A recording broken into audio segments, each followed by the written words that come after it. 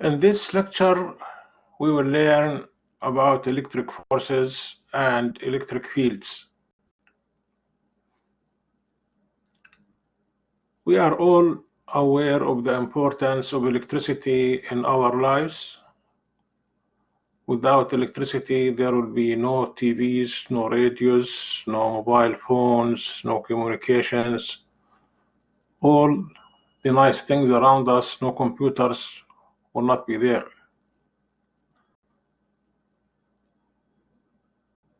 The whole industrial revolution in the last 100 years or so is based on electricity and magnetism.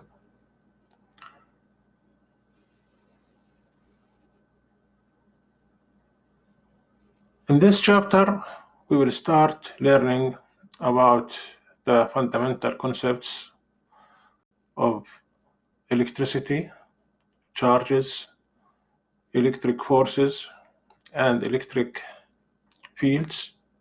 After that, we will move to learn about electric currents, electric circuits.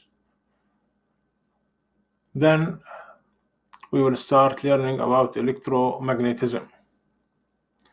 There is a lot to be learned in the coming lectures and this lecture. We are all aware of this simple experiment. If you rub a rod of plastic or glass with a piece of cloth and bring it near small pieces of paper, it will attract them. What happens here is simply a form of a new force, attractive force, that was able to act on these tiny pieces of paper and attract them to the rod. In this chapter, we are going to learn all about these forces. So let's start.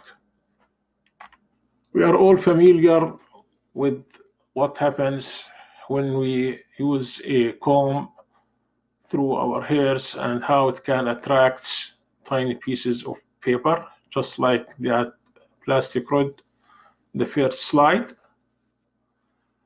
The same effect can be observed using different material.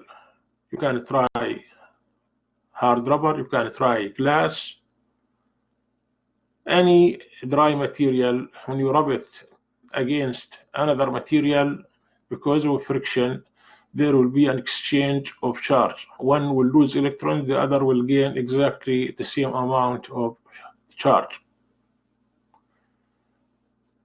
For example, if you rub a balloon against wool or against your hair, the balloon will exchange charges with the wool or with the hair, and it becomes charged.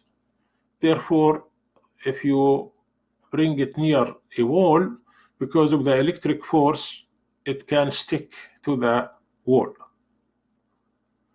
As we walk on a rug, we are all familiar that our body gets electrified. And when we shake hands with another person, coming, for example, a visitor, there will be a discharge between our bodies and the body of the visitor because of this electric charge, the charge difference between our body and that body. In this photo, we see another example. The hair of this little girl is charged from rubbing against the plastic chair.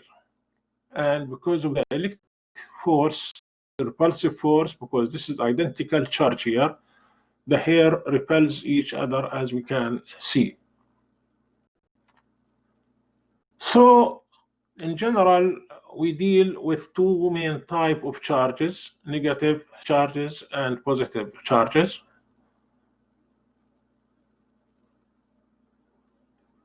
By rubbing a rod against a piece of cloth, there will be an exchange of charge, like here.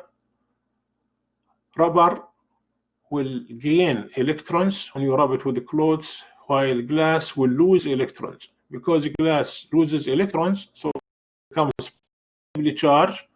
Rubber, because it gained electrons, becomes negatively charged.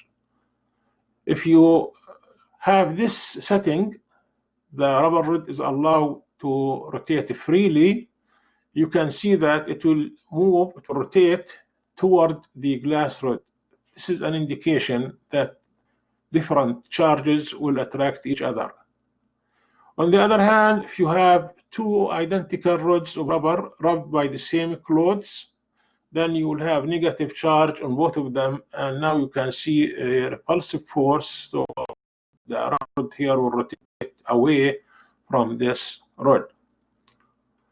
So we understand that identical charges repels one another.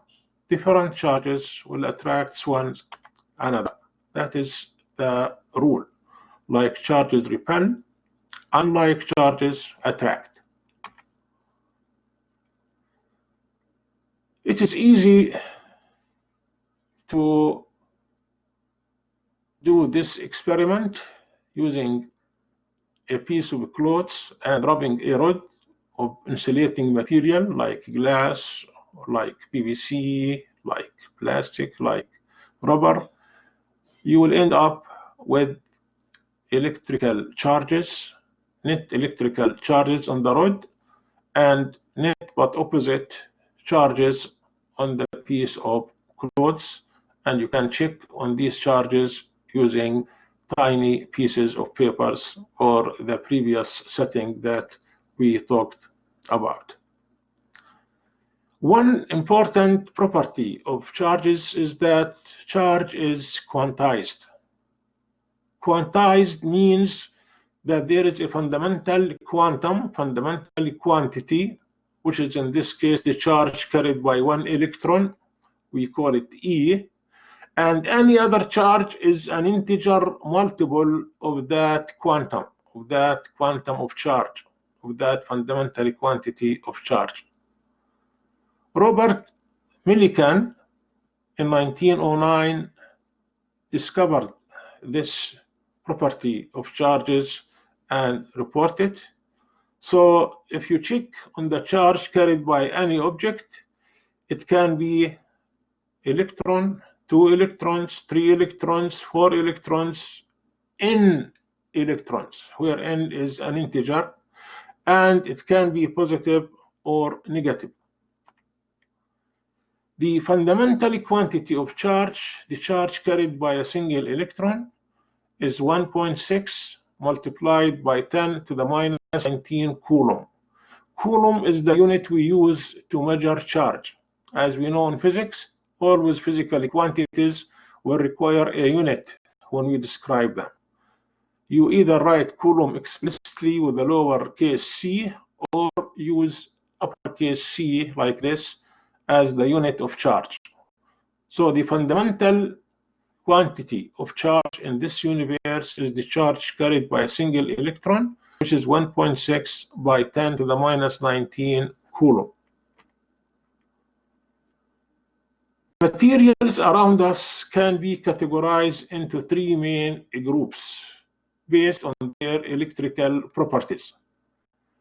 The first group is insulators, like glass, rubber, wood. Insulator will not allow charges to move freely in them. Simply, charges cannot move in insulators. The other group materials is conductors. All metals are conductors, like copper, aluminum, gold, silver. Conductors allow charges to move freely in them. Because of that, they conduct electricity, because electricity is created from charges. And conductors allow charges to move freely because of that they are conductors. On the other hand, insulators, they do not allow charges to move through them freely. Because of that, they are insulating. They are preventing the charges from moving. Both materials are needed, like the cables and the house appliances, the house wiring. Inside the cable, you have a conductor made of copper usually, and there is a protective shield of plastic around that copper to protect us from the hazards of electricity. So in all situations, we'll be dealing with conductors and insulators, and each one has its own function. The third group of materials is the semiconductors. Semiconductors are very important materials. They have intermediate conductivity between those of good conductors and good insulators. And we use semiconductors to make computers, mobile phones, satellite communication equipments, all the technology around us, the digital technology, the electronics technology is based on semiconductors. So each one of these materials has its own importance. There are two main semiconducting elements of special importance: silicon and germanium. Silicon and germanium. Both are important, and each one has its applications and its usages. Now, how to charge an object? There are several methods that we can use to charge an object. The first method is charging by conduction. So if we start with a charged object here, like this rod, and if we bring it near this conducting sphere, originally the conducting sphere has zero net charge. It is in neutral. In neutral or zero charge does not mean that it carries no charge. It means it carries equal amounts of positive charges and negative charges. So when you bring this negatively charged rod near to this conducting sphere, the negative charges will be repelled away, so they will move to this side. The positive charges will be attracted to this side. So now, rather than having random distribution as was before, now as we have a dipole, two poles, positive at this end and negative at the other end. Then if you allow this charged rod to touch the conducting sphere, the positive charges may be neutralized with part of the negative charges here. Then the third step, if you separate the charged rod from the sphere, the remaining negative charges now will redistribute themselves. So because of the mutual repulsion between these charges, they will redistribute themselves, and now this sphere is negatively charged. This is called charging by conduction. The other method is charging by induction. Benjamin, you have a question? Yeah, so can you go back to the previous slide? Yes. Once you take away the positive charge, would it just be an electron then? Or would it just be electrically or negatively charged? You mean the third step, this step? Yeah. When we separate, this is the important thing. When we separate them, so now this sphere is isolated from its surrounding. It charges here cannot fly. They need a path to go through it. Okay? So the negative charges are trapped within the surface of this sphere. They will continue to be there. And because of the mutual repulsion, because identical charges repel each other, they will redistribute themselves evenly. And this way, we end up in negatively. Okay. So it would no longer be a neutron then, correct? Yeah. And now it is negative. It's not a neutral. Okay. At the beginning, it was a neutral because there was equal amounts of positive and negative charges. Okay. And at the beginning, if this rod was away, the positive and negative charges would be randomly distributed, okay? And the net charge carried by the sphere is zero. Because of that, we call it a neutral. Okay. Okay, yeah. Yep. Now, the second method to charge is charging by induction.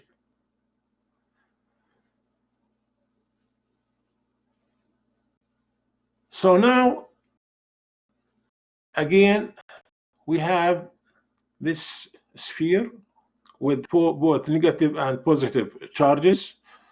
It is in neutral. Neutral means the amount of positive charges is equal to the amount of negative charges. Now, if we bring a charge rod near to this sphere, the positive charges will be attracted to this side, and the negative charges will be pulled away because of the electric force. Okay. Then the third step, we touch this end of the sphere by our hand. So our hand serves as a conductor. Negative charges will move through our body to ground. This symbol here in electricity, we call it ground. Ground is assumed to be like an ocean. It contains infinite amount of negative charges and positive charges. So like an ocean, if you add some water or take some water, you will not make a difference. The same thing here. Ground can take any charge or give any charge without making a difference.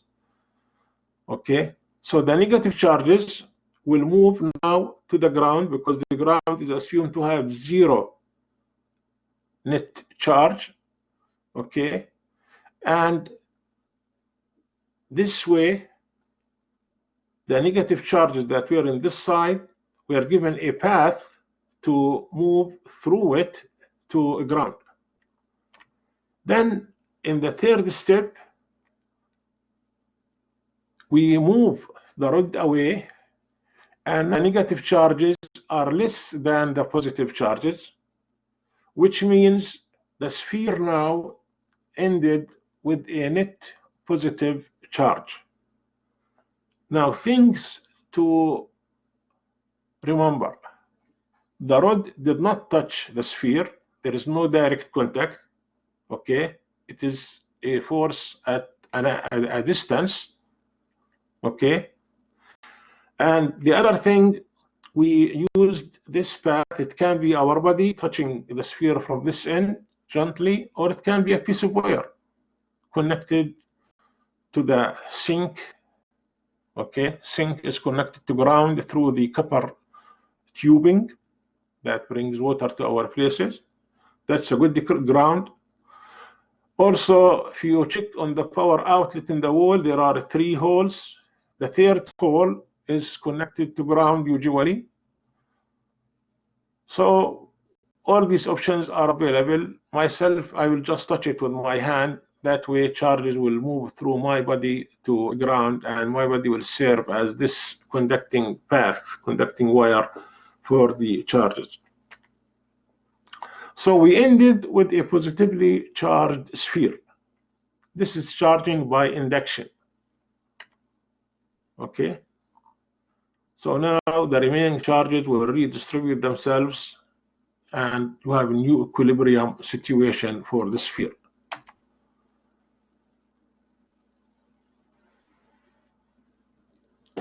For the balloon that we mentioned earlier, when the balloon is charged with the net positive charge and it is brought to touch the wall, so now the molecules of the material on the outermost surface of the wall will rotate, will reorient themselves such that the negative side will be facing the positive charge on the balloon, and the positive charges will be moved away.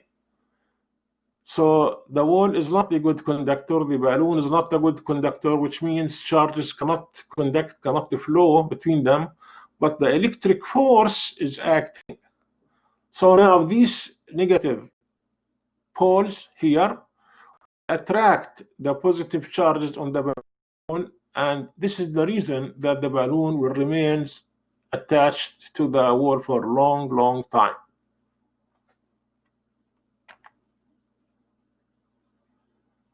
A suspended object A is attracted to a neutral wall.